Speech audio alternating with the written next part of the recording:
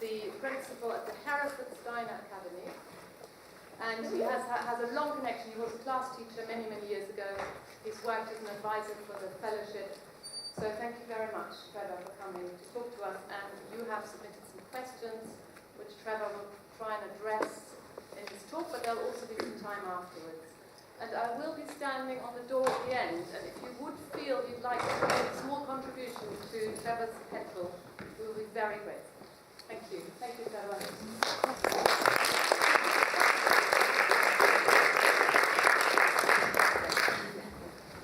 So thank you very much, everybody. Good evening, and thanks for inviting me along. What I'm going to say tonight, there will be a presentation, and I'll try and address some of your questions within the presentation, and hopefully leave enough room for more questions afterwards, or if anybody wants to come back at me with one that I haven't really dealt with properly, there should be some time for that. I don't know what time you want to end, but if I see people flagging or looking as though they're fast asleep, I'll take that as a hint.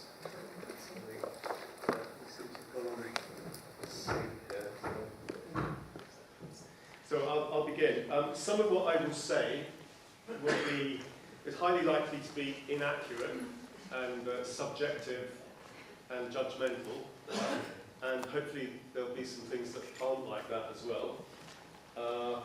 I am an advocate for Steiner education, and regarding this particular topic, clearly I work now in a publicly funded Steiner school, but I think I would try tonight to neither be an advocate nor an opponent of it, but simply to put some things out in your sphere so that you have some food for thought, some information, and maybe one or two leads if you want to take it any further.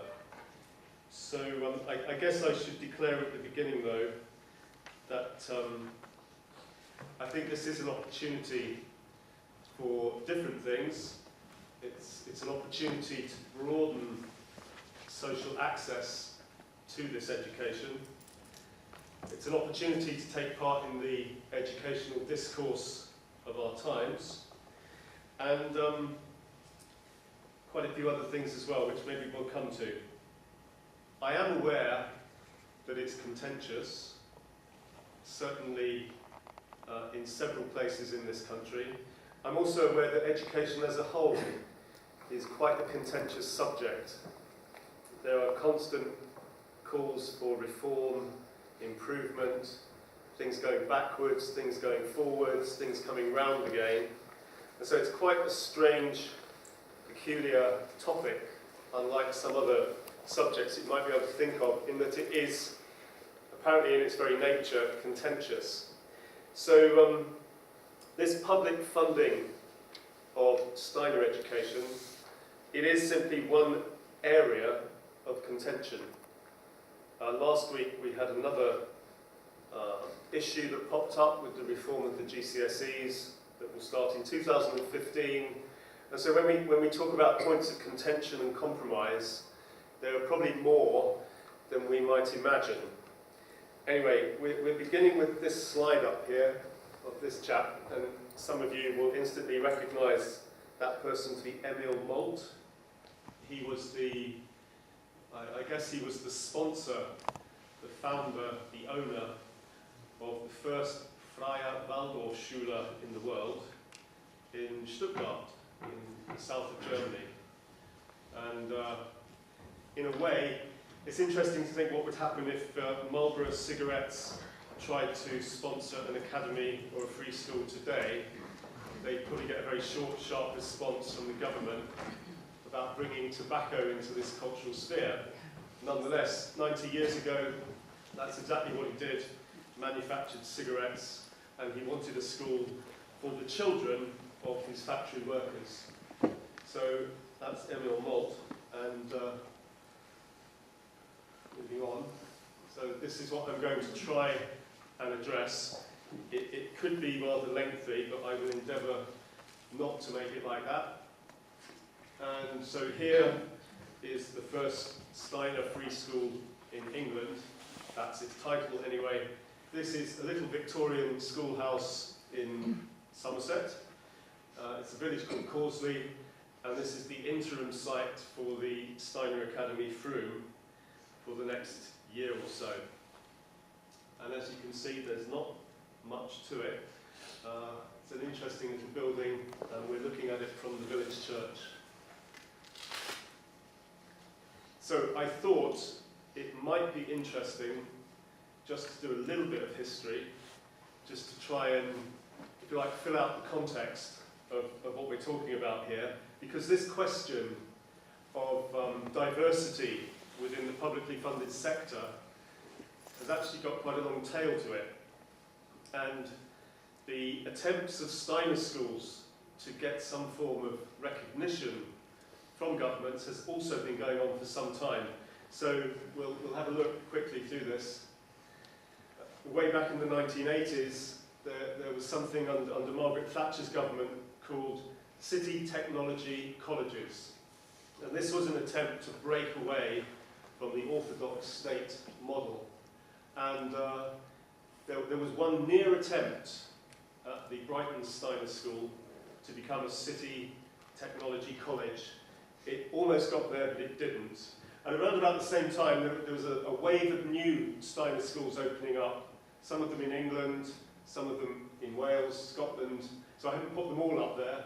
But all of these schools, South Devon, Hereford, Bristol, Nanticum, I think the Murray School, they all came into being at about this time.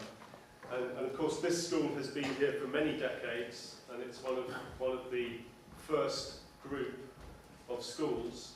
And I guess these would be the kind of people that were sticking adverts in Resurgence magazine saying, please give us some money, we want to open a school.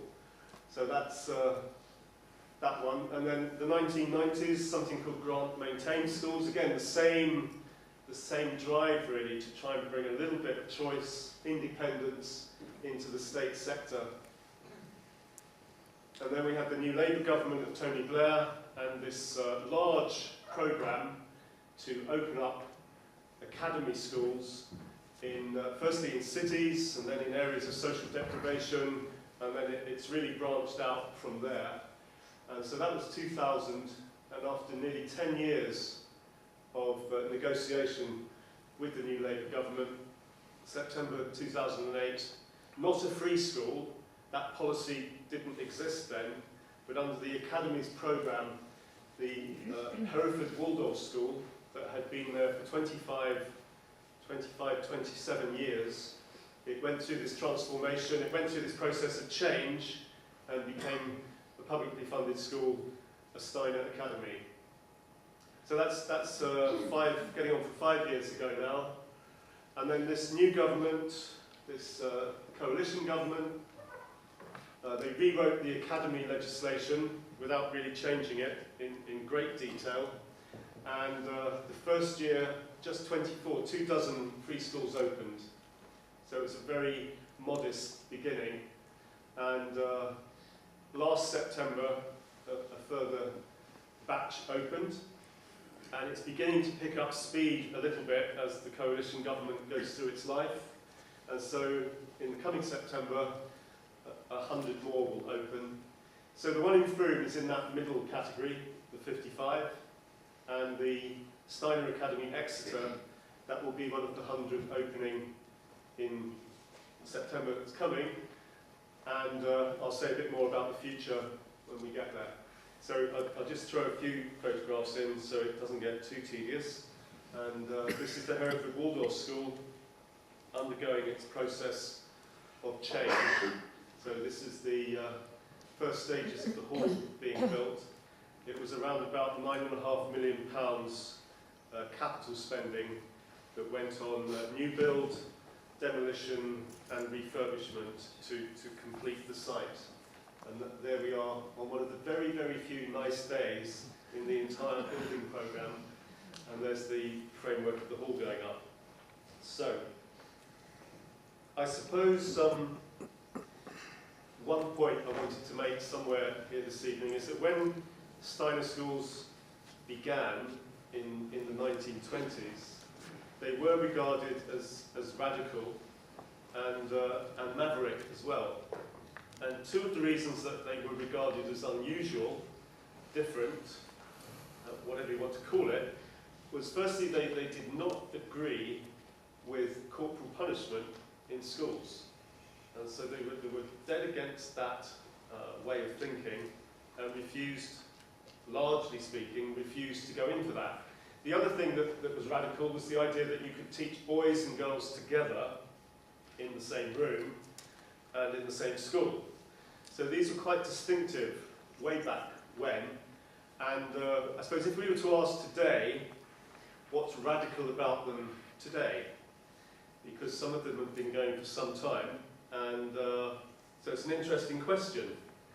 And I think we have to look at something to do with childhood, to say that today is radical, to have an understanding for the integrity of childhood and the dignity of childhood, not to see it as a stumbling block or a hurdle or something to be rushed through, but just that in itself, the process of learning as opposed to the outcome or the product, the quality of the education that you can get, the quality of the educational experience, and perhaps most importantly, the central importance of art. And obviously lots of layers to that. And in many places now, art is seen as an add-on or something special at the end of term, or something that's just slotted in here and there. But the idea that art is integral to the school day, to the curriculum, that really comes out of an understanding or a question that the human being is a work of art. And perhaps the entire world that we live in is an artistic expression of something. It's creative, and it's growing and it's changing. And so those, if you like, those foundations, it makes it rather obvious then that the art of education should happen where people gather together, especially young people. And so I guess if we were looking at identity and change and compromise and all of that, if we stripped it right back, we might say, well, this education, it's really fundamentally about four things. Many more, I'm sure, but for now. One is about the importance of consciousness in the human being, the development of that consciousness right the way through life. Another one is this thing that we call creativity, this creative expression. A third one would be consideration, the extent that we can consider things today and reflect in a way that is considerate and to be able to be constructive in the world. Those would be some of the, if you like, the hallmarks of what the education is looking for. So we'll speed on a bit now. I'm now going to go through some of the, if you like, the rhetoric. I don't mean that negatively. Rhetoric's often used negatively, but this is some of the speaking that is done about free schools and this current policy. So the question, why do we have them? What's the point of them? Well, the research I've done, I won't read through the whole thing, please do that yourself. It's these things that drove the government, the politicians, into this policy of free schools. This thing which we heard about a lot at the time of the election, the big society, and also something called social capital, which is a modern term. For, I guess you used to call it your neighbourhood or your village, and now we have to give it a fancy sounding phrase, social capital. But all of these things, autonomy and diversity, shortage in some places of school places, frustration about what's provided, and this thing about difference. And of course that's a very interesting debating point. What do you mean by difference? How different can you be? Is it difference within a very narrow channel, or is it difference. And that's of course one that's currently the jury's out on. So this man, Robert Putnam, he was the one of the thinkers behind the idea of social capital. He works at Harvard in the John Kennedy Center of Government, and he wrote this book called Bowling Alone. And it was the title says something about the book, of course. It's an argument that says that since the 1960s in America, there has been societal and political and civic breakdown. And that gives the title that in America now people are bowling alone, not together. And so he wrote this book, The Turn of the Century. And the reason I'm showing it is because I think many Steiner School communities could read this sort of stuff and say, but hang on, that's what we do. That's what we hold dear to our hearts. That's what we work for. And I'd have to say, yeah, it is. Which of course raises an interesting question that in some ways Steiner School communities are already there. They already speak this language and they already walk this walk. So that's Robert Putnam. And then there's another person called John Field, and he's a professor at the University of Stirling. And he's also done some writing about social capital. And the interesting phrase in that, of course, is these two words, relationships matter. And again, that could almost have been taken out of some of our thinking. When Woods and Ashley from the University of West of England, they conducted research into Steiner education in England a few years ago, one of the findings was that the level of relational consciousness across the school and through the school community was at a very high level. And so again, we could simply say, well, this is pretty good stuff. We recognise this. Is it really a new idea? If you look at the approach to behaviour in many Steiner schools, you would say, when you put aside rules, sanctions, consequences, reprimands, all of that, you'd say, well, where does it begin, the approach to behaviour? And you might well come to the conclusion it begins with relationships between the children, and between the children and the teachers, and between the teachers and the parents and the children, and so on. So, and then I'll very quickly throw this up. These are some of the characteristics of a community or an organisation that has high social capital. And I'm just really developing this point. As we go through, it's almost like a micro description of ideals that you would find here, probably.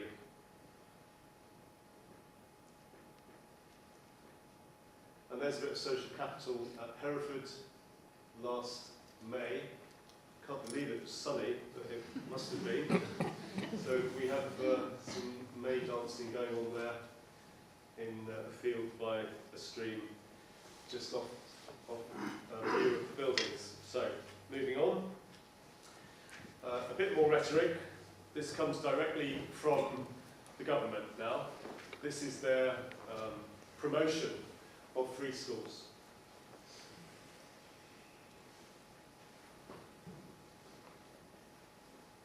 So it's about an expression, a positive expression of a community's aspirations, and a recognition that each free school is likely to be as different from each other as they are different from their local neighbours as well. So here is the government in rhetorical terms saying we really want this. We really are looking for diversity, innovation, difference. We're looking for new ideas. We want to bring those new ideas into the system. That is what they would claim. Yeah, that's the finished call. About a year later. and you can see the old Victorian school building at Hereford, just on the right-hand side there, that was refurbished. Okay, so moving on, this organisation, if there is any interest in probing this and exploring it further, this is the organisation that advises and consults and receives free school projects and proposals. The New Schools Network, I'll say a bit more about it right at the end, but they're based just by the River Thames, just downstream from Westminster, and they are the people that, if you like, have the ear of government. They are not governmental, they're an independent organisation, but they try to midwife free schools into being. And this, again, is their take on it.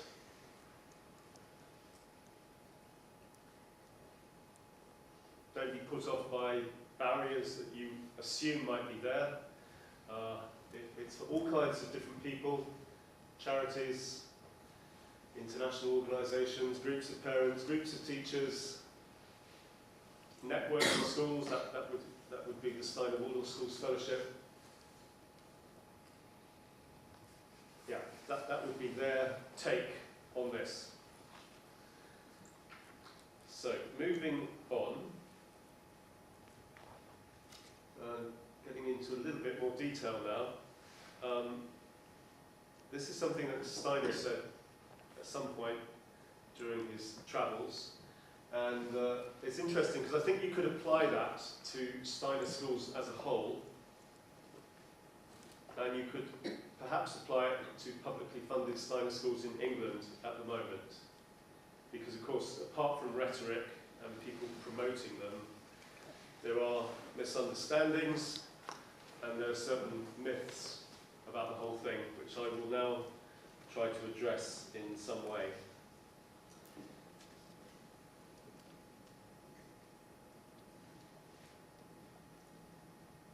Right, so here we go again. This is the beginning of things at Frome last August. This is the middle of August when we were just beginning to get slightly edgy about whether we'd be able to open in September. As you can see, the building control inspector hasn't quite been yet, because there's not much to inspect. But he turned up on the first day of the school year, so we conducted a walk to school, and the building control inspector arrived at 9, and we estimated that the children would arrive at 10, by which point he would have been able to sign off the buildings and we could let the children in. So it was extremely hairy indeed.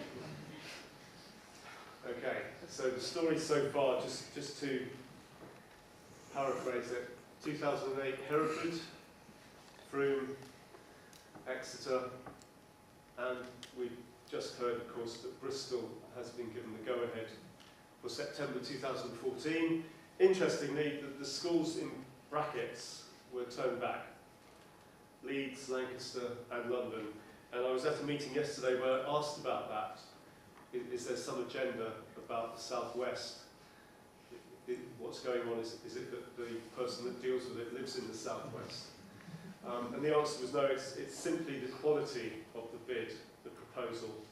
They are not viewed collectively, they are viewed one by one, case by case. If one's good, it's likely to go through. If there are flaws in it, then it will be sent back. So that is what I was told yesterday. Right, so I will try now to get into a little bit of the detail and not dwell too long on it.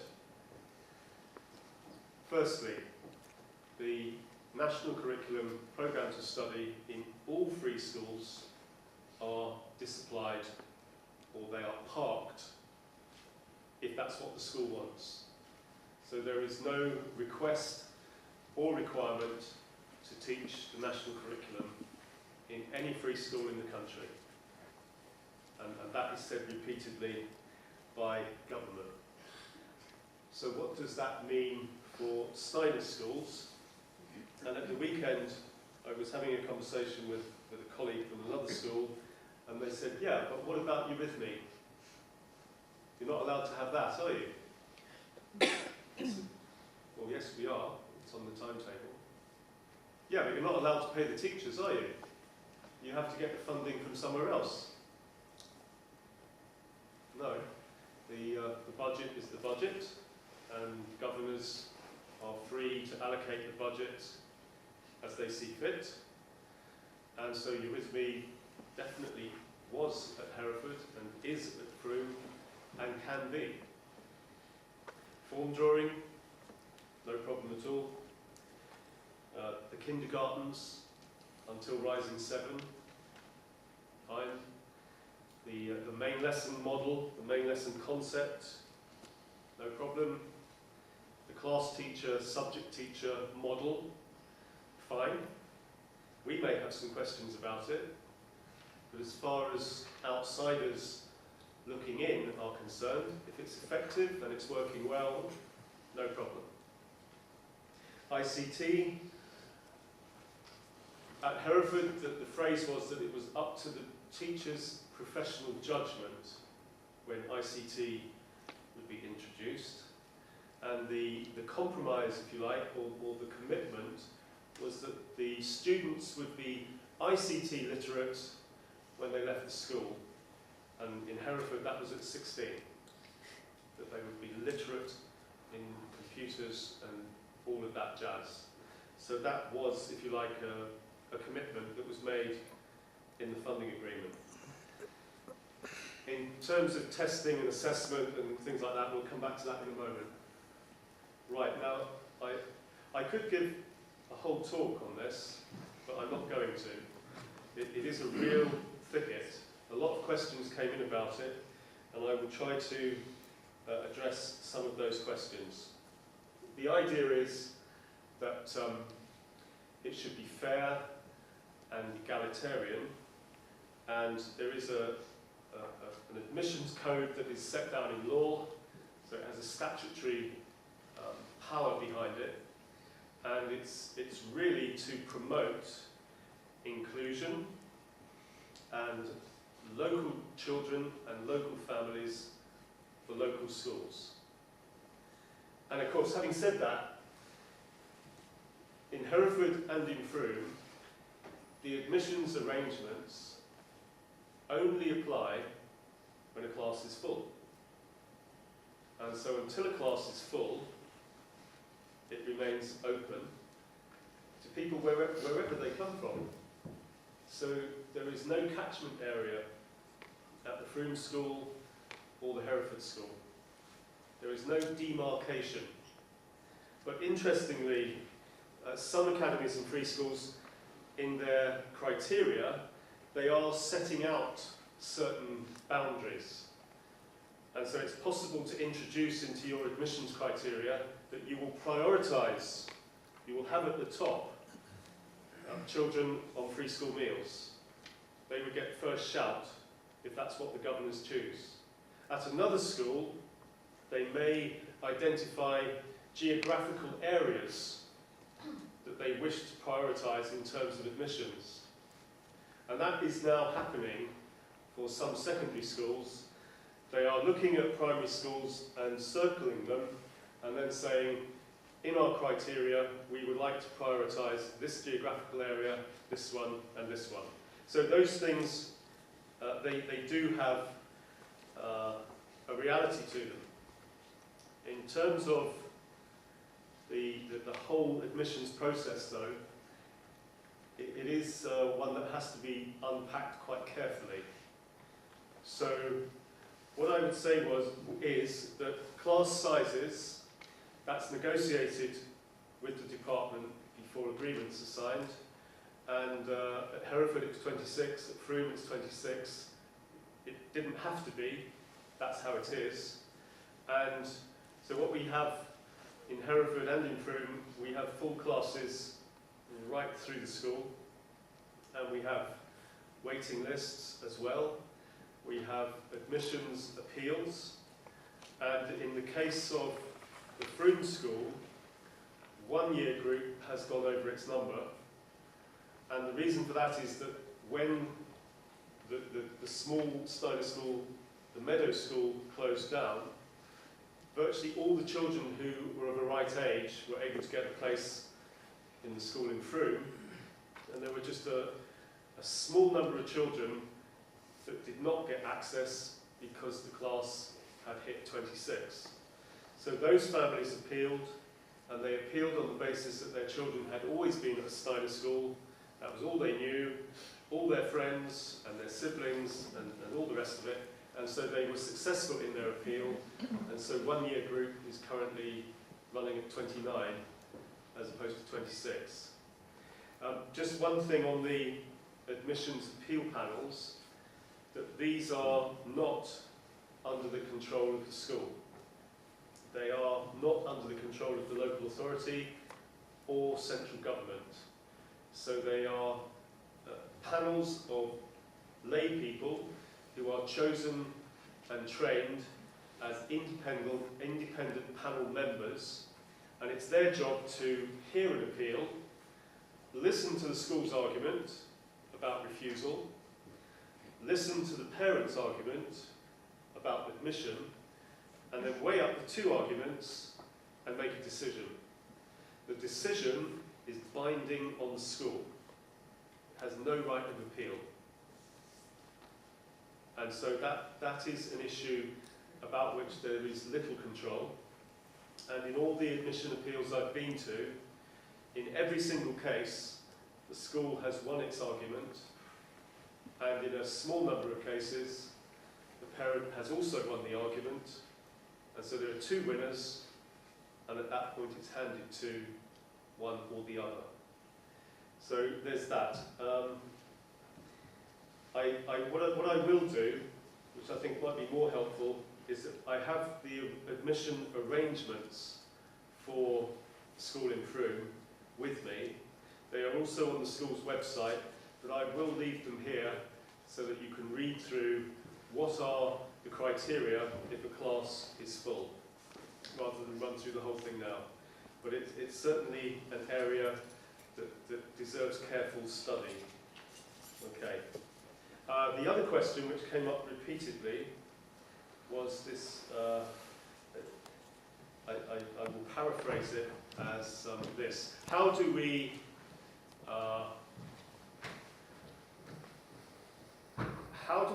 prevent families from coming who may not be in tune with the school's ethos? How do we stop parents coming who don't know much about Steiner education? How can we, if you like, deal with that problem as a school? And so obviously there's a number of comments and judgments contained in that sort of question. And the short answer is, you can't. Because the schools are there for families who wish to send their children there. And on the other side, some of the questions were about people maybe not being that interested in the education, just having a kind of passing idea that it might be something for their child. The parent evenings we've had in Frome this year, the rooms have been full to bursting. We've on some occasions we've had over 50 people at a single class parent evening. I don't know about you, but I've never in all my years experienced a single class parent evening of people trying to paint. It's absolutely unheard of. So I would say the interest and the enthusiasm, it does come from somewhere. And if I look at my own background, no, I was not born into any of this. I don't have any family connections to it. I went to a primary school, I went to a grammar school, I went to university. I didn't think about schools or education at all until our first child was born. And it was only at that point that I started to view a completely different landscape. And I'm sure that must be the case for many people.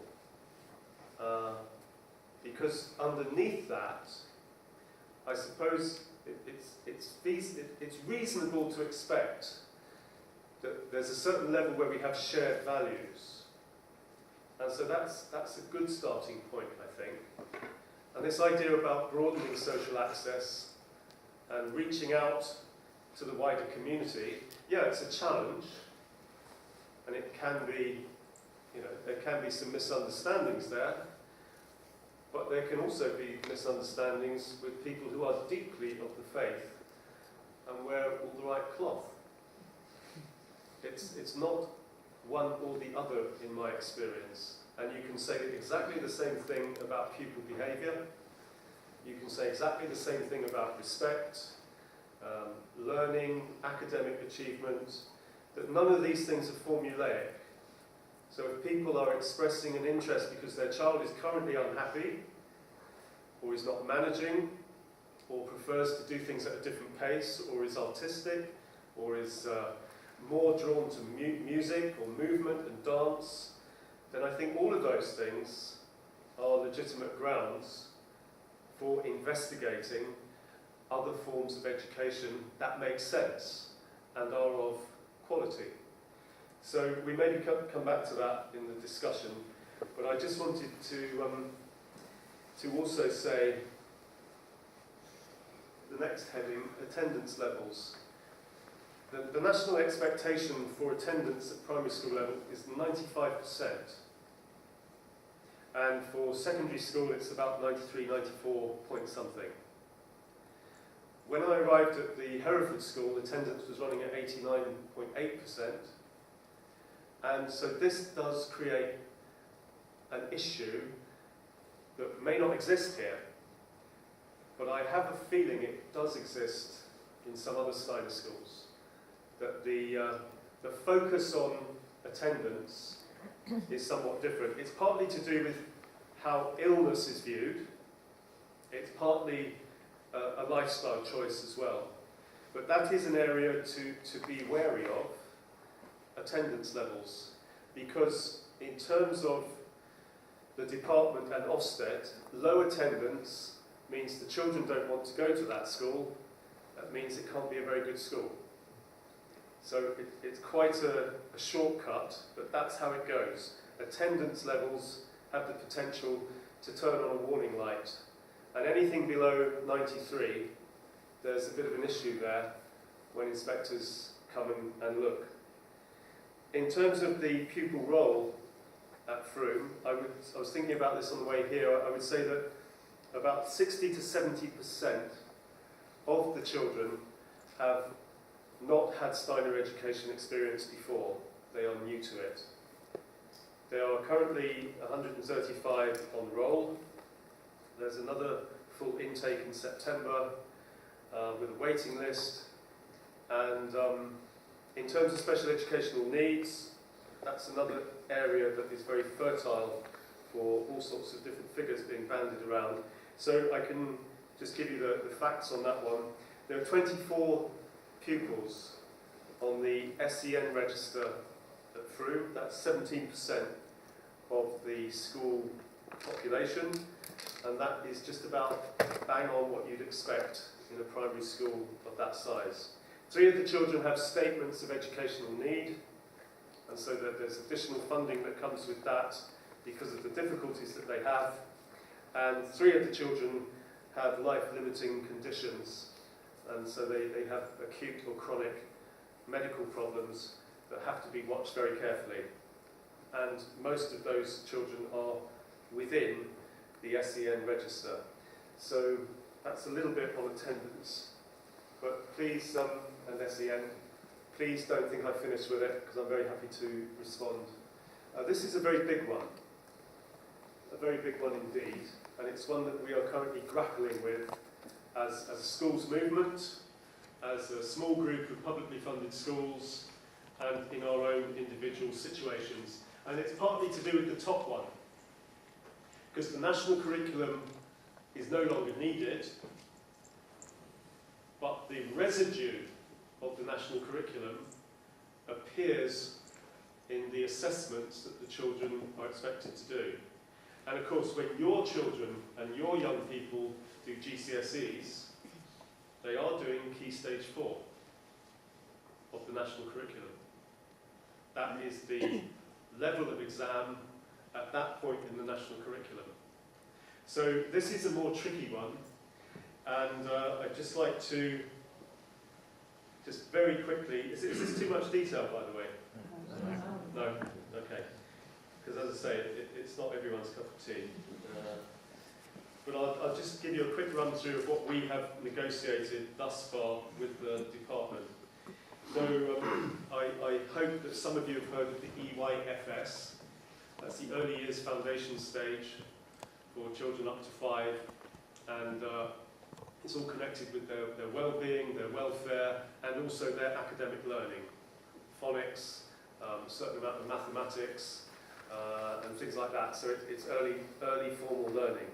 So what we have negotiated with the DFE, and we have it in writing as well, that the EYFS, including the EYFS profile, we have a number of exemptions from those areas that are regarded as academic or to do with formal learning. And so we no longer have to submit the assessment profile, and we no longer have to even think about doing things to do with counting in written terms, and phonics and name writing and all that sort of thing. There are exemptions from all of that, as there are for all Steiner schools in England. In terms of what would be regarded as Key Stage 1, that's up to age 8, there is a commitment for other schools, other publicly funded schools have to do teacher assessment reporting. So they have to give an update on the pupil's progress against Key Stage 1. We are exempt from that completely. There's another big thing going on recently about something called systematic synthetic phonics, which is a particular way of teaching literacy that begins when you're rather young, 4 years old, and it goes on to your school career. If you have special educational needs and you appear at secondary school, then the teachers are supposed to have an understanding of systematic synthetic phonics in order that they can help you address your learning difficulties. But as of last month, we have gained the right to defer pupils from doing that statutory phonics check, and it was programmed in for the last year of kindergarten, which of course is completely ridiculous. But then the idea was that if you couldn't do it in 1 year, you would defer to the next year. But the department has confirmed that they do not expect Steiner schools to carry out the statutory phonics check at any point, recognising that we do have a different curriculum, a different approach to the introduction of formal literacy, a different age at which we bring it, and so on and so forth. So that one has also been addressed. The one that is sitting there, which is still required, are the sitting of the national tests at age 11, which go under the heading of SATs. This is by the way, this is my favourite question of the evening. It's because R and T are so close on the keyboard, and the question was, will we have to introduce SARS in free school? And I think even the most die-hard conspiracy theorist would not expect that level of compromise to introduce SARS into the school. So yeah, anyway, SATs. The schools are not required to teach the curriculum. They are not required to drill the pupils. They are required to administer the tests. And so the story behind that is that it's quite mixed. But basically, in Hereford, there were a number of parental boycotts over the last 4 years. There was a year of industrial action by the National Head Teachers Association, and there was a year where the class teacher and the parents and the children agreed positively to take these tests. And in Frome, we have agreed that we won't make a big deal out of it, that we will sit the national tests at 11, but we will also do other things so that the national tests at 11 are not, if you like, the main thing on offer, but they are part of a programme of assessments that we have that run through the school that are authentic, that are cross-referenced with colleagues in Hereford and Exeter, and that really arise out of the teacher's understanding of what the children know and have learned. So, but it remains an issue, SATs at Key Stage 2. Whether it will always be there is very unclear at the moment.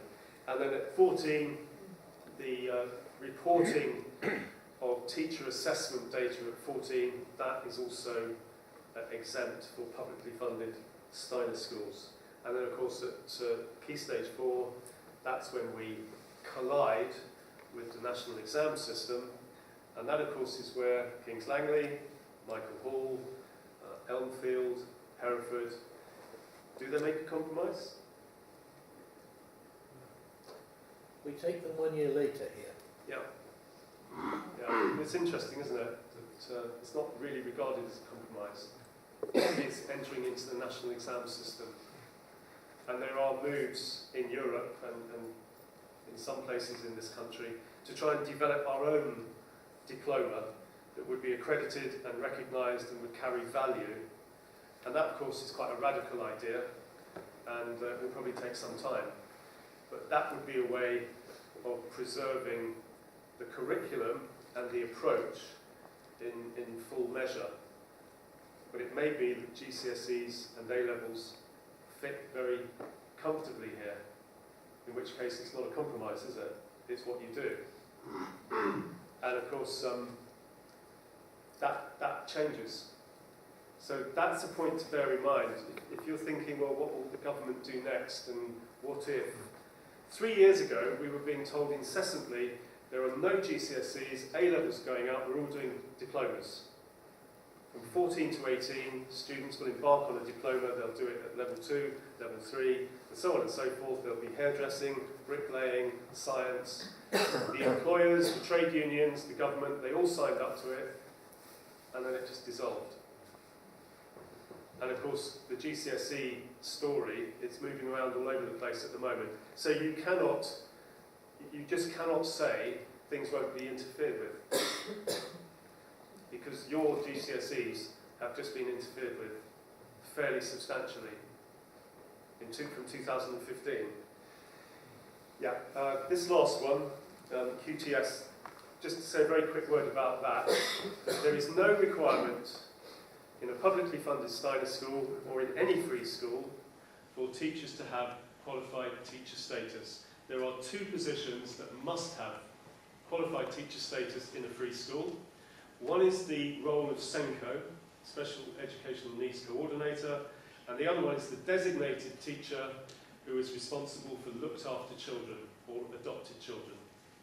And in the legislation it's very clear, the principal doesn't need it, the teachers don't need it, but SENCO and looked after children, they need teachers who have QTS. So we have got a pathway to QTS in Steiner schools now. It's a partnership we've worked out with Canterbury Christchurch University in Kent.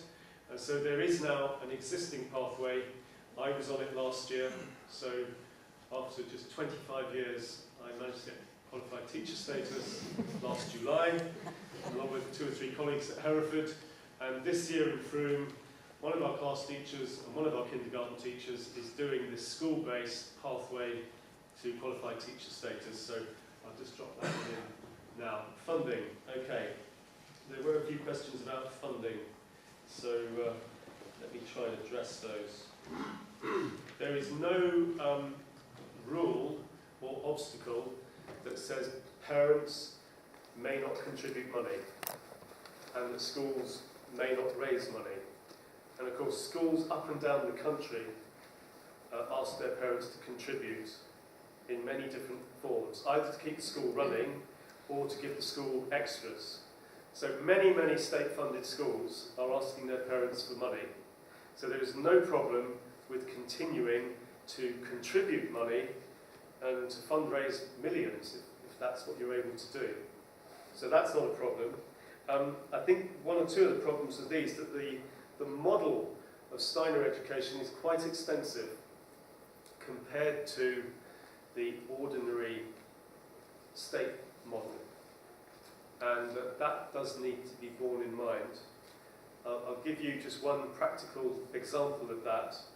At Hereford, we had a fairly small hall, and so eurythmy consisted of a eurythmy teacher, a pianist, and half the class.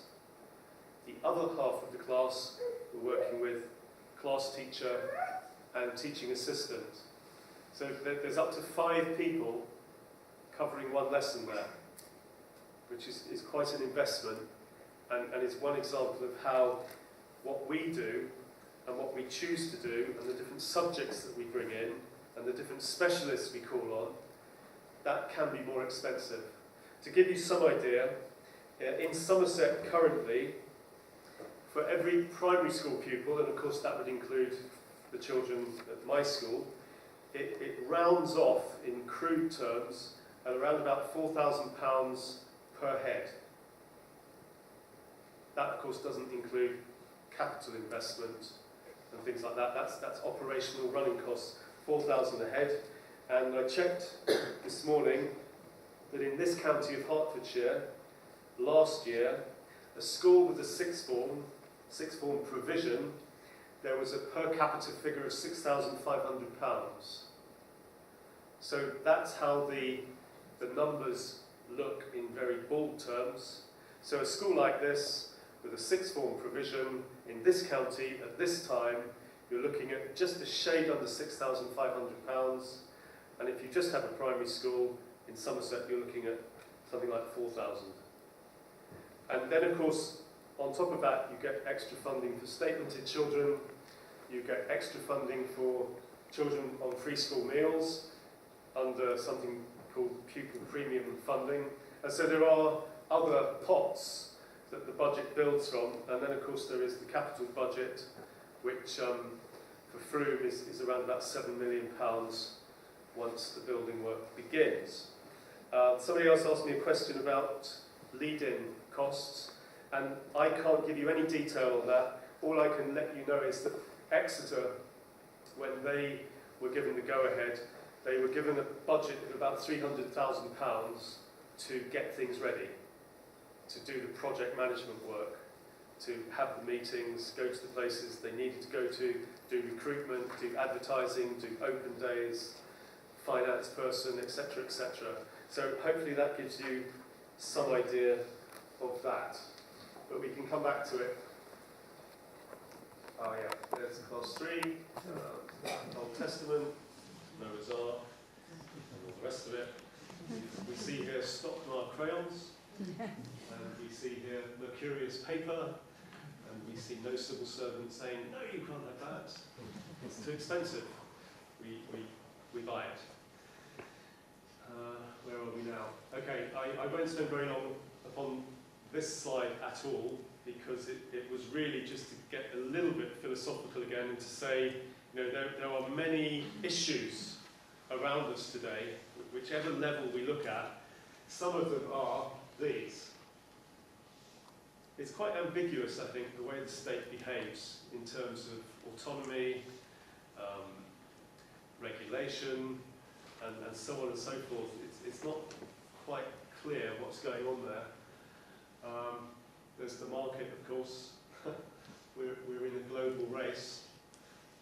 We are constantly told, and the children are in a global race, and they might fall behind the children of Singapore, and so on and so forth. So that becomes a very key driver in the government's thinking. So obviously there's a problem there, because if anything, we are more akin to the slow food movement, or the organic food community. It's a completely different mindset. This thing I said at the beginning about, let's look at the child, shall we? And let's look at childhood. Let's not focus entirely on acceleration, earliness, hurriedness, points and grades and levels and all of that. So there's a big difference there. And then of course this one is, well, I haven't written Ofsted in there. I could have done, I suppose. If it moves weigh it or measure it. But then, of course, the evidence itself is questionable, because what is evidence? We have a huge debate about what is evidence. Is it what I say it is? Is it my perspective? Is it absolute truth? Yeah, okay, so I won't go there anymore. And then, of course, these things that we probably encounter every day in our lives: change, choice, speed, prematurity. The global race. Hargreaves is a Canadian academic.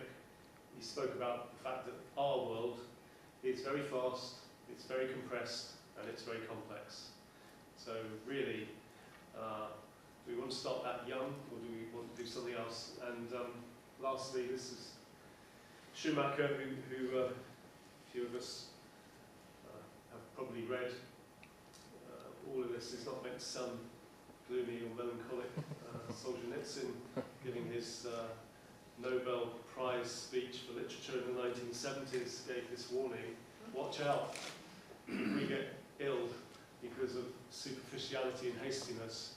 That could be a big issue for society. Okay, so that's the walk to school that I was mentioning earlier on. It must be about 9:20 as we speak, because the building inspector is in the building sizing it up. And these, I grouped them together. These are the questions that came in from you.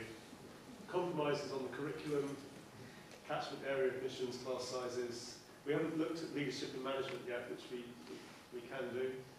We've looked at SARS, SATs, and 14 plus model, and advantages and disadvantages. So I think what I'd like to do is just deal a little bit with the leadership and management one, which is very interesting, of course, and then just put the last slide up, which is just a very few pointers if you want to explore further, and then just throw it open to questions, if that's okay.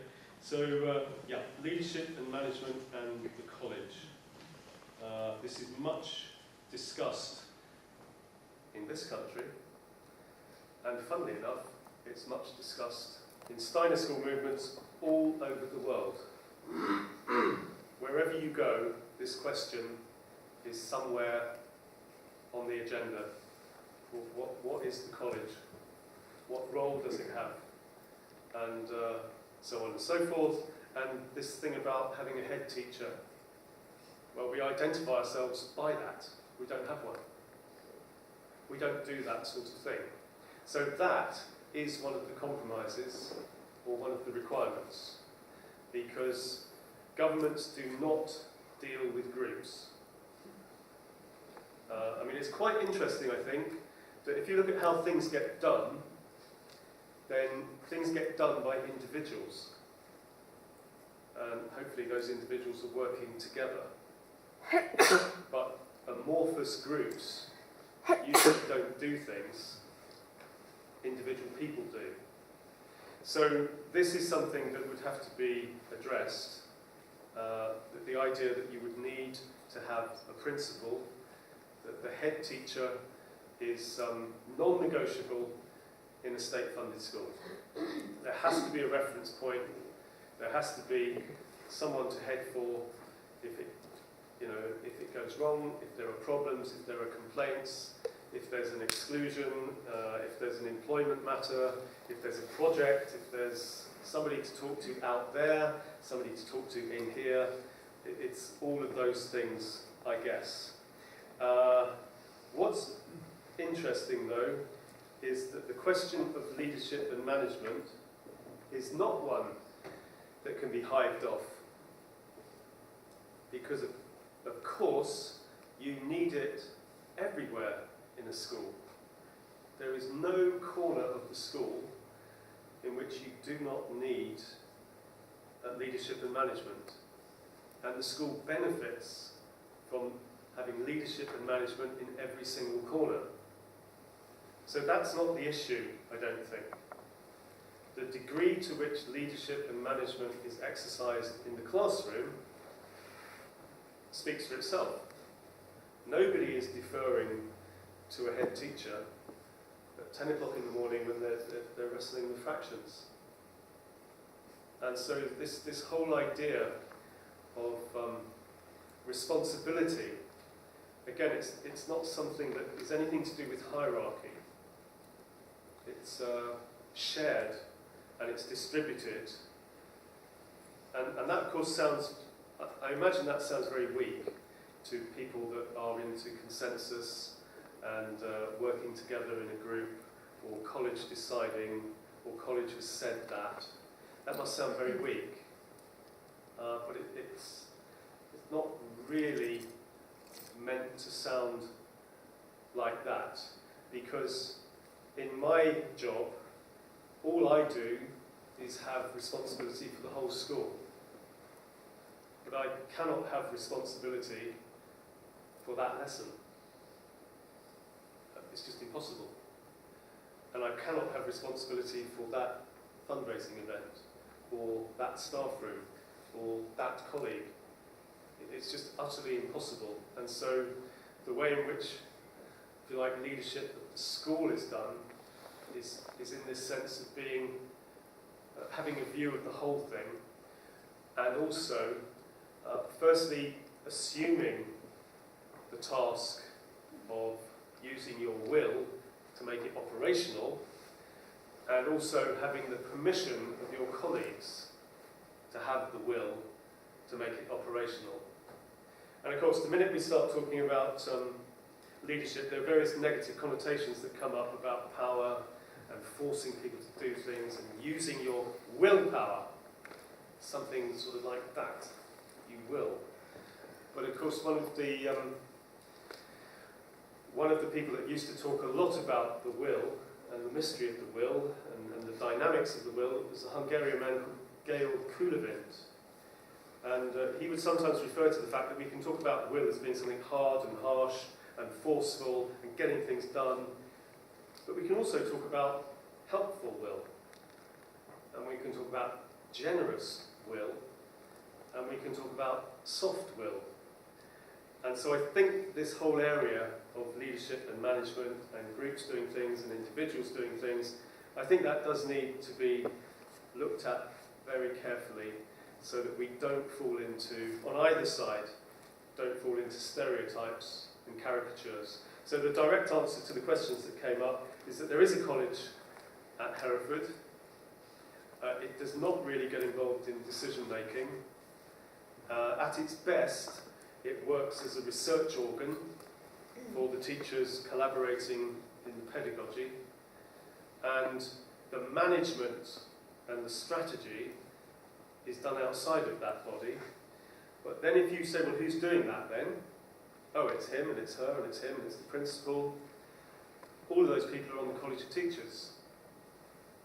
And it reminds me a little bit of when I first started at Hereford, there was this whole thing about the parents were shut out of the school now. You know, now you've got government money, you don't want the parents to come in anymore. You're shutting the door. It's to do with the building work and the car park and all of that. But what was interesting was that in every single position in the school, there seemed to be a parent or an ex-parent. The entire staff was littered with parents. They were coming out of every cupboard. And often they just didn't realise that they were parents because they were in a different mode. So I think it's a little bit similar with decision making, having initiatives, getting agreements, moving the thing forward. That there isn't one way of doing it that is called going through the College of Teachers, and the College of Teachers makes a pronouncement. And of course, the person that asked me, you know, where does this leave Steiner's comments on the governance of the school by the college, but I'd have to say that way back when, Steiner himself was there. So this is a bit of a hornet's nest, because that college consensual thing was not there at the beginning. Everybody deferred to Rudolf Steiner, everybody referred to him, and he issued instructions by the 100 at the teachers' meetings he went to. And then there was a very small management group, a troika of 3 people, and then the thing sort of fell into disarray and people started arguing with each other and falling out. So it's not exactly had a pristine track record this way of running a school. And I think we can all do better than a college functioning at a low ebb, or it's a bit of an obvious thing to say. So I would not rule a college in, and I would not rule it out. I would say, well, what's its function? How does it work?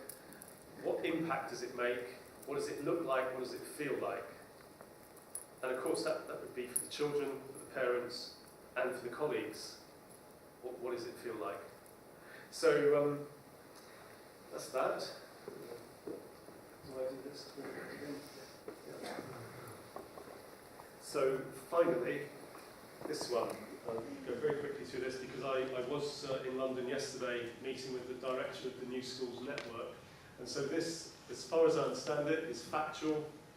And I just want to quickly put you in the picture. Obviously, we have the general election in a couple of years. And so the understanding is that all of this activity on free school proposals has 12 months to run. About this time next year, it will shut down as the two governing parties begin to fall out and make their identities clearer. And so we've got one more year of activity before the election. And within that year, there will be 3 more goes, if you like, 3 waves of applications and consideration of proposals. The whole question about existing independent schools, because I was asked this in one of the questions, what chance would this school have? And so I was able to ask yesterday, and the straight answer is that independent schools that are currently open are eligible to apply for free school status.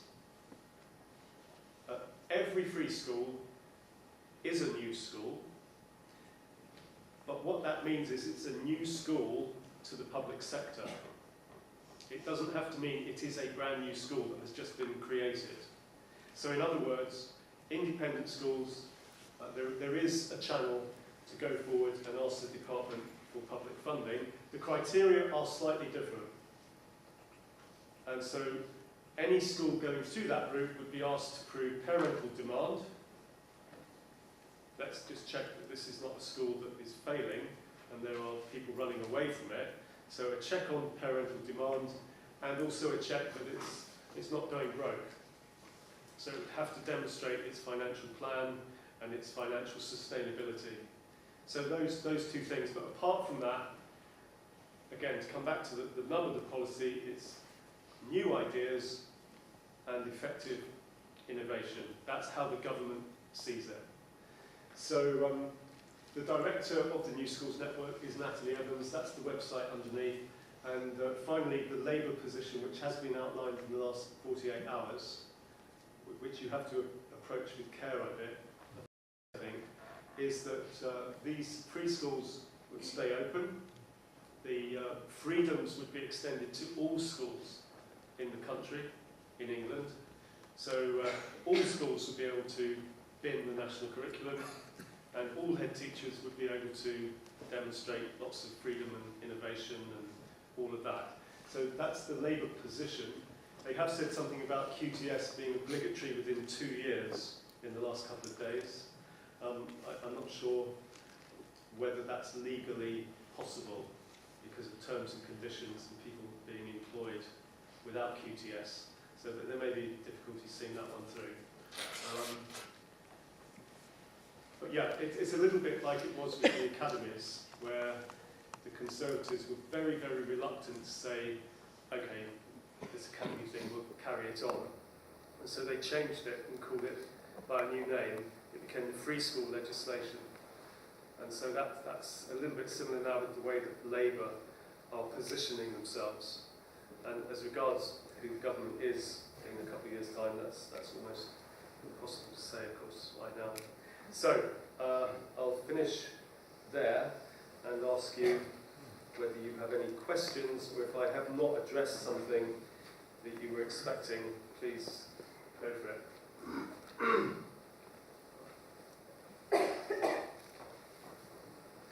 Right. Any idea when we want to end? it's just so that we know, because otherwise sometimes you get fidgety and keep thinking, God, I wish I wasn't in here anymore, but I better not go yet. 9:30. Wow. Okay. Right. Okay. So, does anyone want to field the questions, or do you want me to do that? Right, I'll try and take you in order. I think this clutch here were first. Yeah, I'll probably better put these on now. Yeah, hello. Do you know, is it one of the myths that if an existing school changes into a free school, do all the teachers and all the staff have to reapply for their jobs? No, I think that's entirely a matter for the governors. Sorry, Trevor, could you repeat the question when they Yeah. ask it? It's not picking up. If an existing school becomes a free school, do all the teachers and staff have to reapply for their jobs? And my answer was, I think that is a myth. It would very much depend on the governing body and the governors and the transformation process. Because of course the thing that would happen with an existing school is that there would be a process of change. And I guess another question was, how long would that take? And I would imagine that from approval, there would be about a 12-month period. But there's certainly no requirement to reapply, unless, of course, there was one of these TUPE processes where you were made redundant en masse and then had to reapply for new jobs. But I really couldn't comment on that. It certainly didn't happen at Hereford. That all the teachers at Hereford were able to retain their jobs and nobody was sent packing. I think one or two people retired and I think that was it. But I'm not an expert on that, so I wouldn't be able to say for certain. Yeah. From your experience, do you find that everyone is just as happy now as they were before? And that includes, number one, the children, the teachers, the parents, and so on. Yeah. Has there been any change in your experience? The school I'm at now, of course, is only 7 or 8 months old. And so the children were all brand new, as were the parents. And the teachers moved to the school because they knew what it was and that's what they wanted to do. So in a way, they very clearly bought into it. And I would say,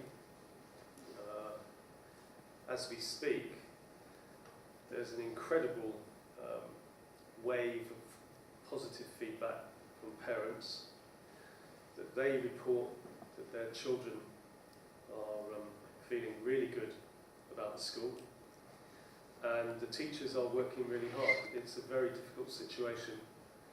Logistically, it's pretty tough, with all sorts of things to do with parking and traffic and the site, and so it is a very, very difficult pioneering situation, but the teachers are pretty strong and experienced, and I think that has been one of the main factors in it working, to be honest.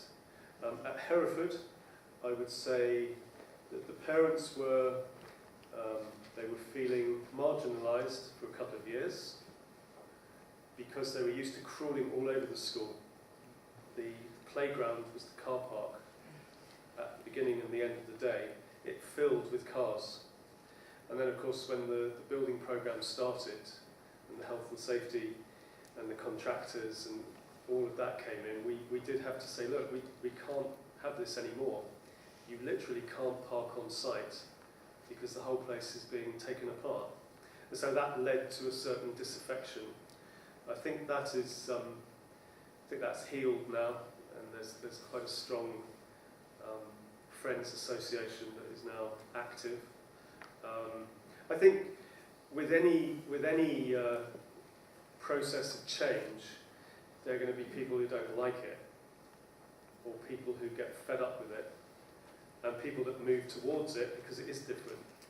And I think that did have an effect on the staff at Hereford. I think some of them had held that school, you know, through 25 years, some of those people. And suddenly, whoosh, all this change came in, and it wasn't quite what they were looking for at that stage in their careers. And so there was some grumbling, some disaffection. The children, I think, were largely, they seemed to be largely unmoved by the whole thing. Even when we had these dirty great holes and diggers and lorries, the kindergarten teachers would almost kind of freak out at the prospect of the noise and the drilling and the hammering.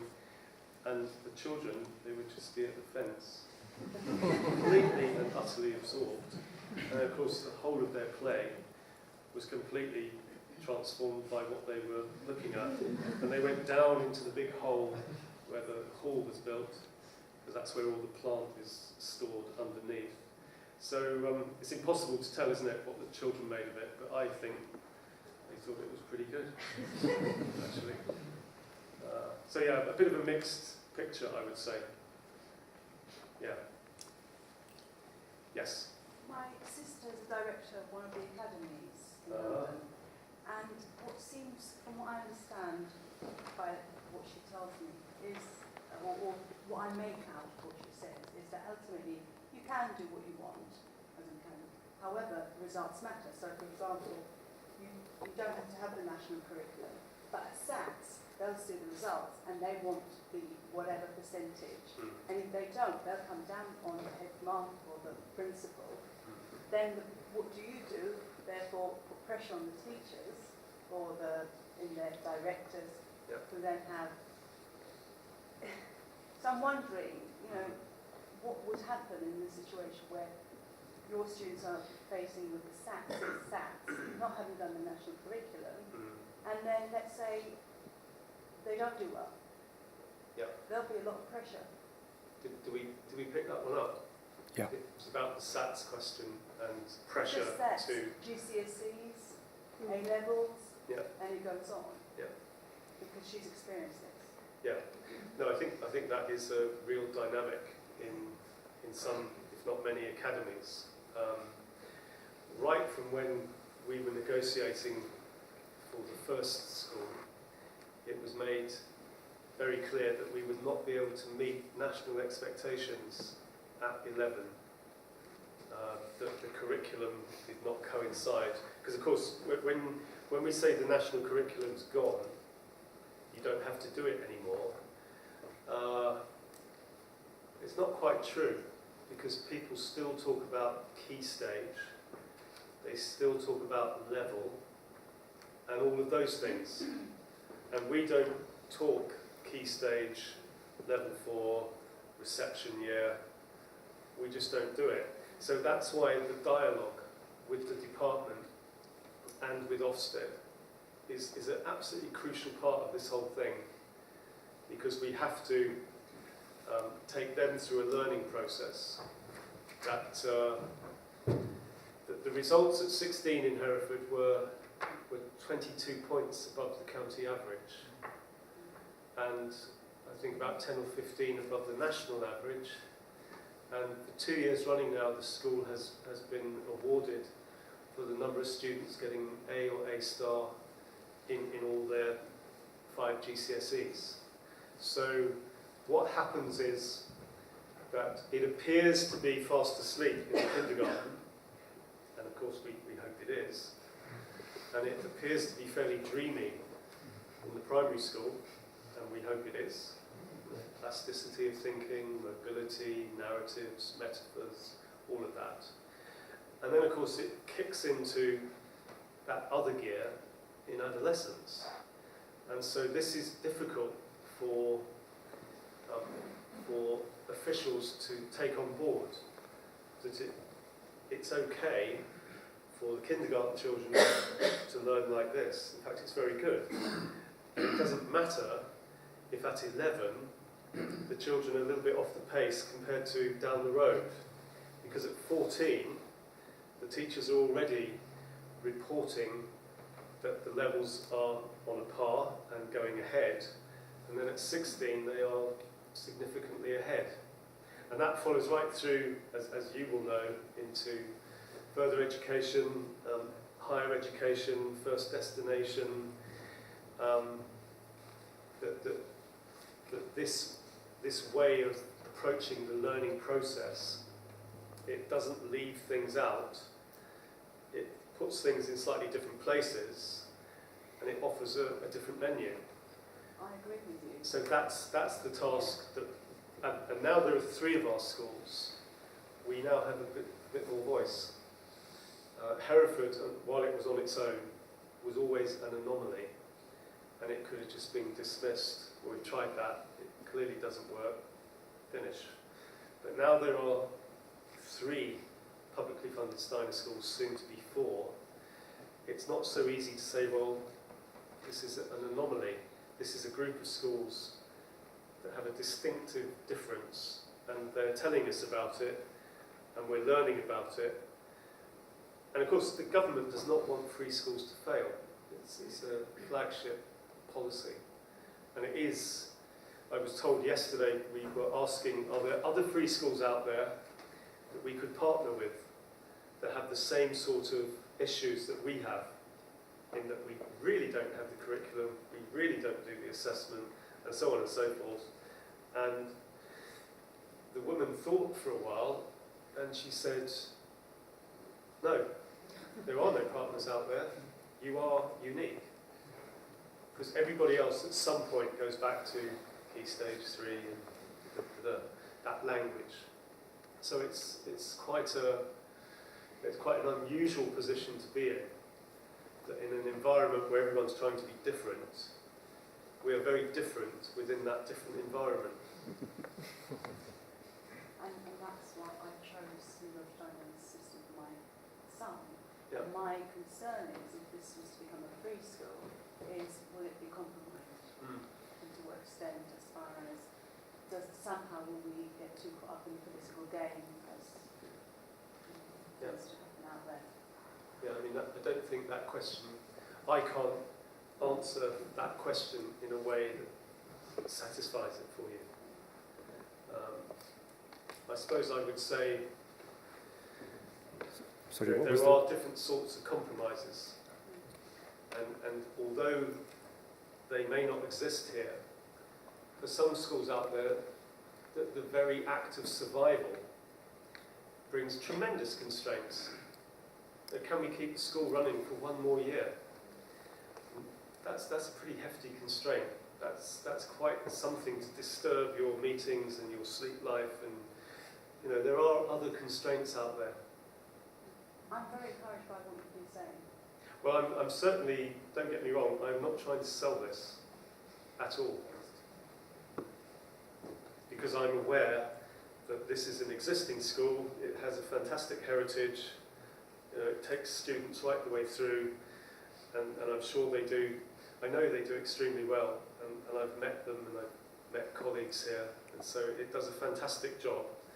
And so somebody asked me, well, you know, if it's only about money, well, we've already agreed to pay that, so why are you talking, almost? And so again, I would say, well, if that is the situation, there's no need to disturb it, because some independent schools will say, we're very happy to be independent, which means we will fund it, and that's the end of the issue.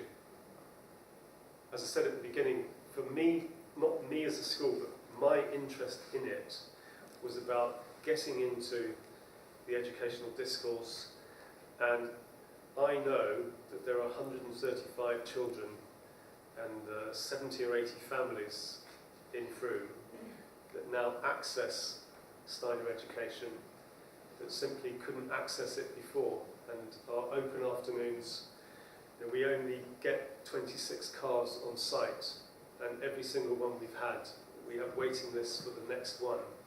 So the demand and the interest and the curiosity is there. And so to me, it makes sense to try and meet that.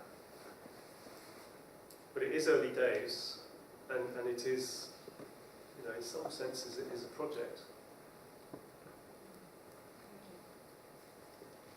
I think there was somebody... might have been you, actually. Sorry. Are free schools expected to grow in size? You know, I mean, could they say it's got to become double entry? Yeah. Or so many pupil numbers by such and such date? Yeah, I don't think there are any hard and fast rules on that, but certainly in Frome, the department looked at it and said, well, financially, you're not going to manage an all-through school up to 16 or 18 with a single class entry. It's too expensive.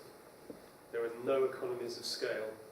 And if you're going to be doing these foreign languages and this movement and all the things that you're trying to do with a small population, it just won't balance, which is where the double form entry came in. I know the people in Lancaster, they were going for a Waldorf primary school of 20 in a class, and the feedback they got was that that wasn't a problem. That if they thought they could do it on those numbers, they would be okay. But yes, the Exeter school is going to be double form entry, the Bristol one is, and the one in Frome is. What about a school this size? Do you think they'd be happy with those roll numbers from, you know? How many are here? Is it about 450? Is that 400? Yeah. I mean, I'm sure if the school was full, it would be more than 400, wouldn't it? I'm Or not is the sure. school Maybe Full level school would be about 420 pupils, and currently we're just over 400. Okay. Yeah. I mean, that would be something that would need to be part because that of would be a huge compromise. You know, if they discussion. did that. Yeah. And somebody asked me a question about the upper school. Could it be a partial academy, a partial free school? Again, I don't really know the answer to that. I do know that further education, the 14 plus college has been approved in North Somerset. And I know that primary schools have been approved, and I know that all through schools have been approved. So on that basis, you might imagine that they would look at a 14 plus component. But I wouldn't be able to say for certain. But in terms of the growth at Frome, it's from the bottom up. So children in class 3 are the lead class, and they will always be the lead class. They'll always be the oldest children, as long as they remain there. And for the next 2 years, we'll have 26 coming in to the kindergarten, and then in 2015, when all the buildings are finished, we'll have 52 coming in at Rising 5. So there will be 6 kindergartens on site, feeding 2 class 1s, and so on and so forth. But because the model is quite slow, it doesn't reach 630 until 2025, 26. That's when it eventually gets to its full capacity. We're still here by now. Right. Yeah. What were the reasons for the rejections of Lancaster and the other schools? And They didn't say. Okay. Could you have a guess?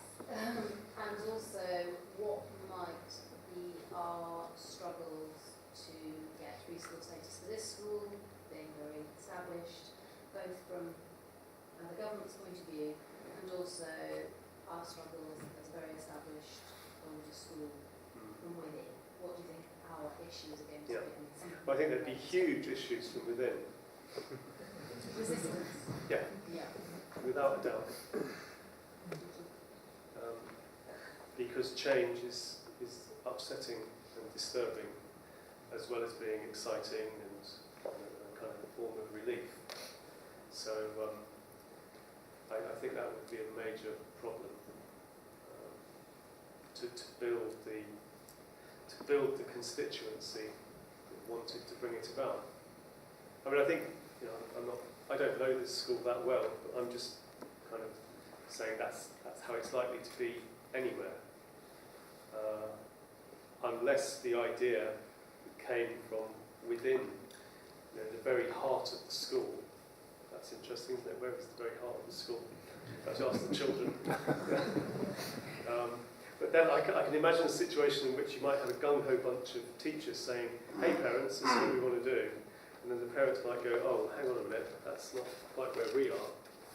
So I imagine wherever it was inspired from, there would be some difficulties. I think it probably helps to go and visit some of the schools that are opening or have opened, to see that they're not kind of multi-headed monsters, and the children are lively, naughty, and all of that. That helps. The question about being established, I don't think it would apply. It would all depend on the quality of the bid. So is it financially watertight? Is it innovative? And is there parental demand? Those are the central criteria on which a proposal is looked at. Because it's not the first, we've been here quite a few years talking about this in a low-key way. There's been a committee looking at it. I don't know that much about it, but I don't know if there's anybody here that could just enlighten some of us who don't know about why we haven't gone any further to actually apply for free school status. I imagine that's a strategic and operational thing which the Council of Management have looked at, or different groups in the school have looked at, and there hasn't been enough momentum or a wish to take it forward, I would imagine. I believe, I'll say two things on that just for a moment. I believe there was a parent in Graham King who visited this topic and made a proposal with several other parents to the college about this topic. Stephanie might be able to correct me if I'm wrong. No, and Peter Donald, he's here. Aren't you, Peter? Yes. Yeah. Many And comments. I think that it was turned away, or and that was it, really. So and what I'm aware, the college sort of said that we're not going to look at this at the moment, and that it was left at that. So we've come about this talk today, there's a few parents who are just interested in learning more, obviously with having 3 active Steiner academies around the UK. So it would be the first, so it's a new direction, a new angle to view the topic. So that's good. Did I answer that in some way? Yes, you did. It was just to sort of say why you hazarded, why those other schools might not have been successful. Yeah, no, In Lancaster, they're looked at by different groups, so it's not the same group looking at all the different proposals. So there wasn't an agenda that said let's just let one through. It was simply, I was told, the quality of the bid. yeah. But that foundation, what's it, the new schools network, would be helping us to Yeah, create something that would hopefully be.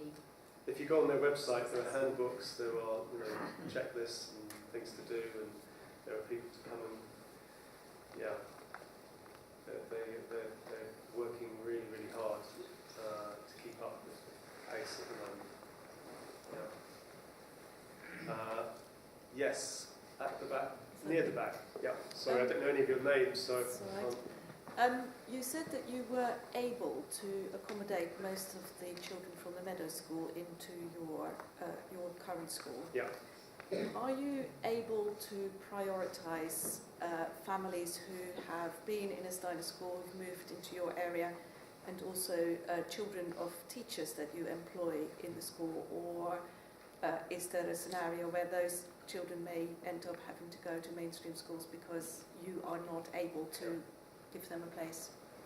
Okay, so on the first point, at Hereford, that was an existing school, all of the children on roll, regardless of where they lived, had an automatic place at the academy for the whole of their education. So we had children in Cardiff, Ludlow, and various other outlying places, and they had a guaranteed place in the school. Your second question, the answer is no. There is no criterion that gives preferential treatment to people that know about Steiner education. But your third point about teachers' children, that is slightly different because in the legislation there is mention of appealing to the Secretary of State if you need to fill a position and it's a high-level position and the person that you wish to appoint is somehow being inhibited from taking up the post because they don't have a place for their child. And we actually tested that out in Hereford and we were successful. So we broke the admissions number and we went to 27 in order to appoint a teacher who had a child. Okay. Yeah. But that's exception. Well, it's a front, what do they call it? It's a front end position. So I imagine it would apply to a full-time member of the teaching staff. Right. Okay. Yeah.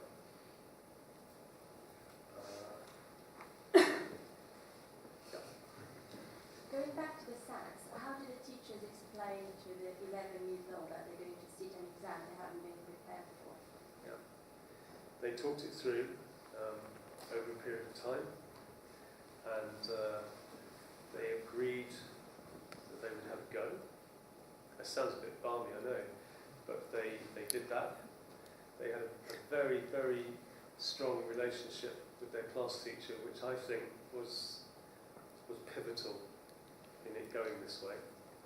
And so in the week of the tests, they went out for a run each morning preparing for the Olympics in the school grounds. And then they'd come back and then they'd say, okay, we ready? Okay, let's go for it. And then afterwards they would have a plenum. Say, well, what was that like then? Did you get that?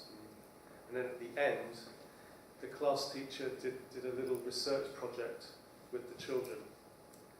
And of course, some of the results were quite interesting. One of the results was that many of the children were glad that they had the chance to do what everyone else their age in the country was doing that week.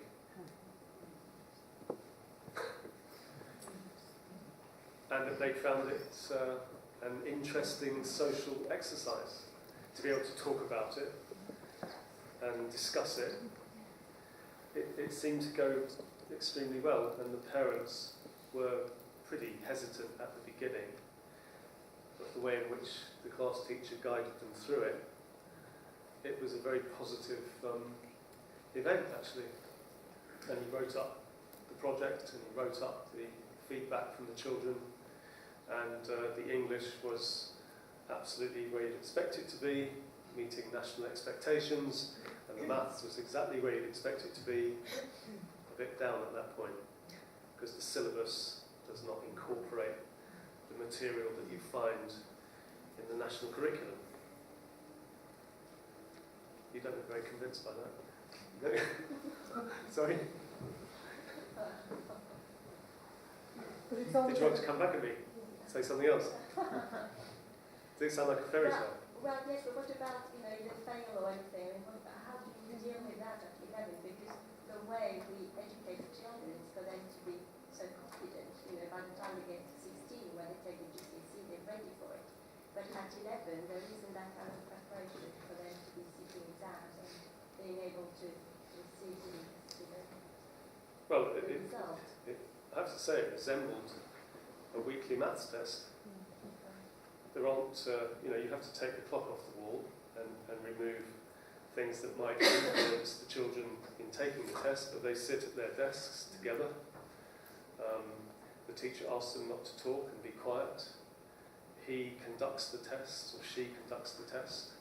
So, I don't know, there are a lot of tests in Steiner schools, I have to say, and often they're on a regular weekly basis. They are teacher-generated, fair enough, but there are a lot of tests, and presumably in those tests, children are getting poor marks, medium marks, and high marks. Are they not? Feedback the marks of the children. No. But that is the case, isn't it? So if you take a test, whether it's a spelling test or a times table test, you're going to have children that say, I'm crap at maths, I can't do this. I only got 2. But that's got nothing to do with SAT.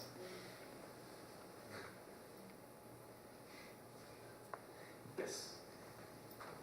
Looking forward 10 years, when the cycle of changing governments moves back to centralisation and reaffirmation of the national curriculum and standardisation in education, what do you foresee as being the compromises and tensions that your institution might face at that point? Yeah. Right. I would say, looking at it positively, that if we manage to get our foot in the door and show what a cracking job we're doing, then I would challenge any government to shut it down on that basis. But if they insisted, then into all of these legal agreements, there's a 7-year get-out clause on both sides. So if Hereford decided we want to go private again, or independent, parent-funded, they could indicate that to the department, and there would be a 7-year period of withdrawal. And that would be the case on the other side as well, of course. So 7 years is what it seems to be. So the process can be reversed. Yeah.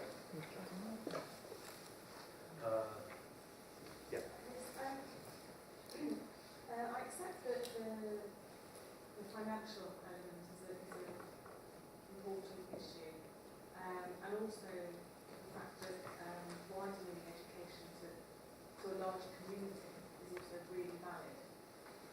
But in your experience, what are the advantages of moving from the private to the public? Aside from this, I can see that they're obviously the big ones. What other advantages are there? I mean, I would be risking getting a bit judgmental here. It's a real shake-up for the school on different levels. And one of those, I'm only talking personally now, I'm not talking factually, but I would say it's a wake-up call for some of the practices and some of the ways in which teachers feel that they can work. And of course, one of the, I'm about to get into really deep water here, but anyway. One of the glories of Steiner education is that this thing about autonomy, which means the teacher, in some ways, is king in the classroom.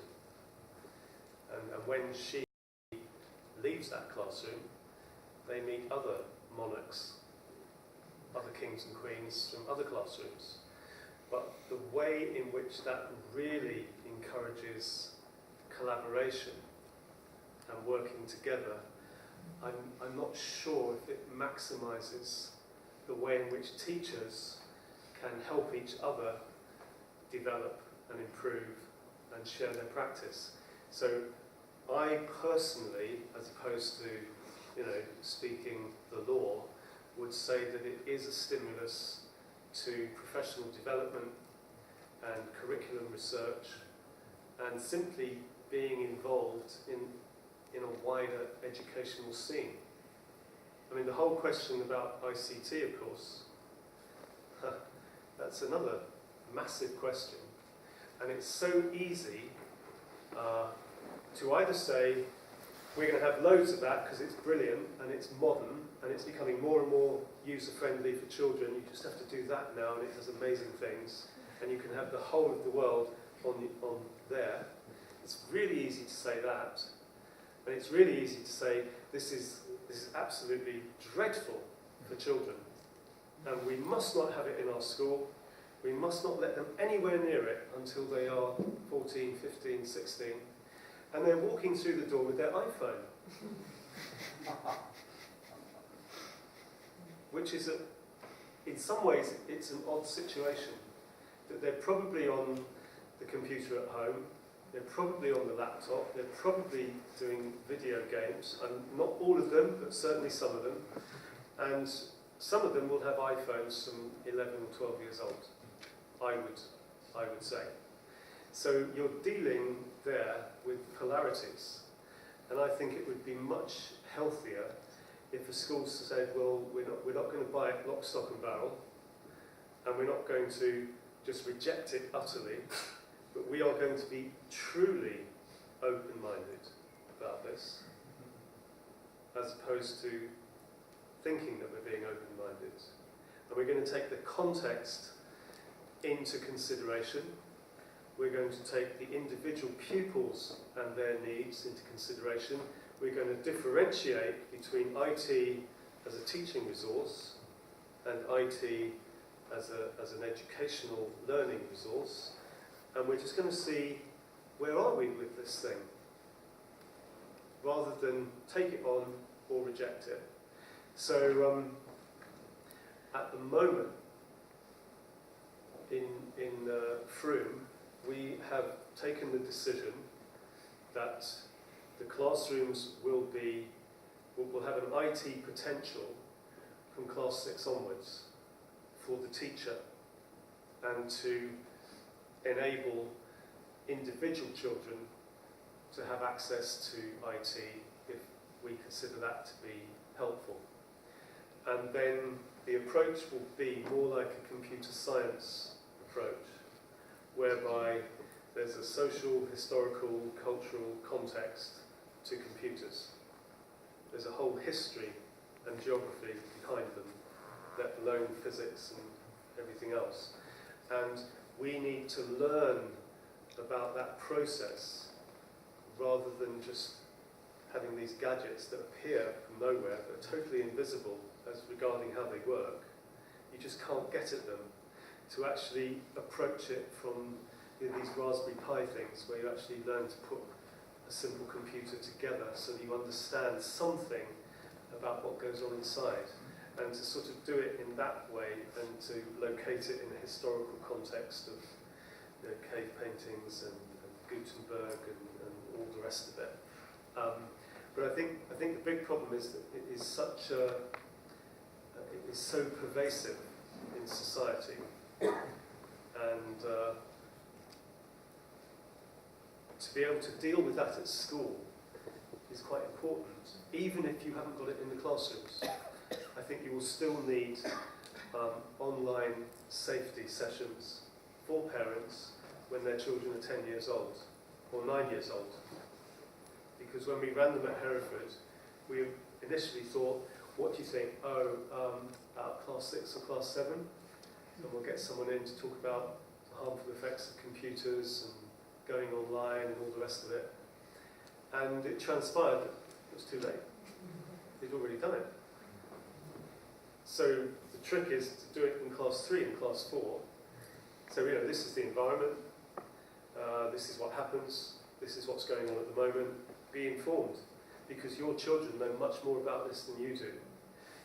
Because if I was at a seminar the other day and we were asked to put our hands up if we were over 35. So if you're over 35, put your hand up. Okay, then we are regarded as internet immigrants. And if you're under 35, you're an internet native. And it's a totally different experience if you can't remember when these things started appearing. You can't remember because they've always been there. Then it changes your whole relationship to it. So this is a very big question. How do you blend things creatively rather than simply stereotype things? And how do you stop things abusing you and find out how to use them in such a way that they won't abuse you? Thank you.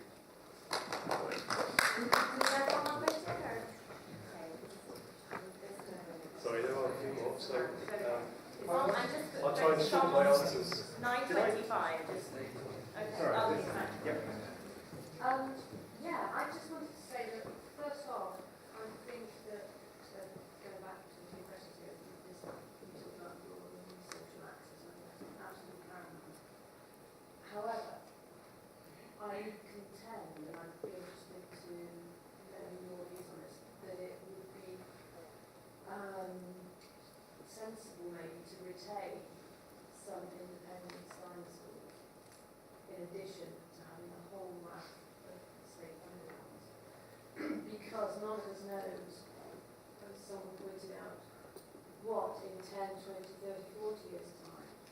constraints may be on funding. So that's one of my questions that I'd like to ask you. The second, and I'm not sure if this is you directed, is that this whole issue has come up before. I believe it was around 6 or so years ago. And at that time, and I have been informed more recently as well, none of the teachers in the school supports it. And to me, that is paramount. Well, I'm just saying what I've been told. So I would think that for a school to survive an intense process, you would need, like you mentioned earlier, a large proportion of staff to be supporting it. It's one of the reasons that we chose school 15 years ago, was that we supported the whole system. But we also liked, and by the way, I'm not frightened of change. I embrace change. But if something's working and it's working with 6 children in the schools, for us it works. And the other point is that when this issue came up some 6 years ago, I was actually asked to speak in support of the school remaining independent. And on the panel of people who spoke was the local MP, Mike Penning, and he's now government minister. And as I was leaving the talk, he came up to me and said, in private, never let the government get their hands on this school, it's far too special. Because he is someone who visits this school, who is aware of it and is very supportive of it. And so, given that information by someone who, like I say, is now government minister, just makes me cautious of planning ahead with a proposal that needs it really does need to be discussed with the staff and just find the support. Yeah, that's one thing. But also, what are your thoughts on the sort of keeping some independent and getting as many as we can state funded free schools? I think that's absolutely fine. That sounds like a very reasonable proposition. And if people want to have independently funded schools, why shouldn't they? I suppose the converse is true as well. If people want to access Steiner education out of the public purse, why shouldn't they?